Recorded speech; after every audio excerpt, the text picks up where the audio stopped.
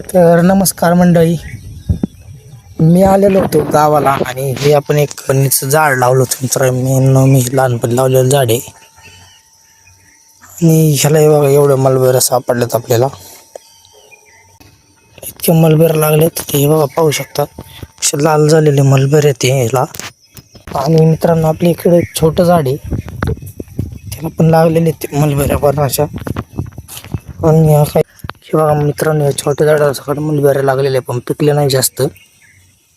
पण आपण बरीच झाडं लावलेली मलबेऱ्यांची. तिकडे रानात बरीच मलबेऱ्यांची झाड आहेत. तिकडून यांच्या फांद्या, त्या झाडांच्या फांद्या काढून आपण इथं लावले होते, त्या उगवलेले.